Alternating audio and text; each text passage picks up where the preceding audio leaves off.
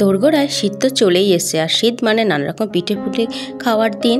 তো আজকে সেরকম একটা স্কুল টিফিন রেসিপি শেয়ার করব। এখানে কিছুটা পরিমাণে গুড় আমি জলে গুলে নিয়েছি। জলে গুলে নিয়ে এবার প্যানে দিয়ে দিচ্ছি। আমি ছেঁকে দিচ্ছি, গুড়েতে যেহেতু প্রচুর নোংরা থাকে তো একটু ছেঁকে আমি প্যানের মধ্যে গুড়টা দিয়ে দিলাম। এবার কিছুটা ছানা আমি কাটিয়ে নিয়েছিলাম, সেই ছানাটা এবার দিয়ে দেবো এই গুড়ের সাথে। এবার গুড় আর ছানাটা ভালো করে মিশিয়ে নেবো, নিয়ে একটা সুন্দর পুর বানিয়ে নেবো। তো ছানাটা আমার মোটামুটি শুকনো হয়ে গেছে, এর থেকে আর বেশি একে ড্রাই করব না। তো এবার নেক্সট প্রসেসে যাব, তার জন্য নিয়ে নেব এখানে আমি কুইক ওটসকে আমি গরম দুধ দিয়ে কিছুক্ষণের জন্য ভিজিয়ে রেখেছিলাম, ওই 5 মিনিটের মতো।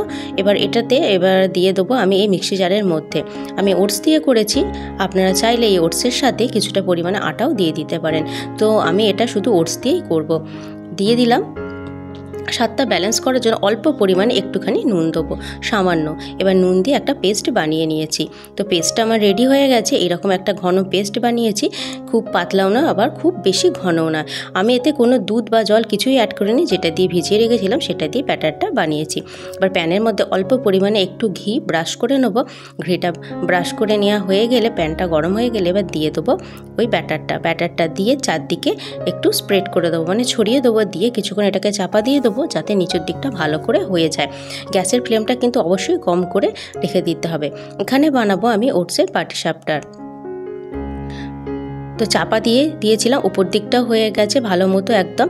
উপর দিকটা যখন হয়ে যাবে তখন উপর থেকে আমি এই ছানাটা, মানে যে পুরটা রেডি করেছিলাম গুড়ের সাথে, সেটা এবার দিয়ে দেবো। দিয়ে ভালো করে মুখটাকে বন্ধ করে দেবো।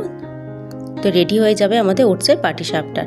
আমি ছানাটা গুড় দিয়ে কাটিয়েছি, মানে গুড় দিয়ে পুরটা রেডি করেছি। আপনারা চাইলে চিনি দিয়েও করতে পারেন, কিন্তু গুড় দিয়ে করলে টেস্টটা খুব সুন্দর হয় খেতে।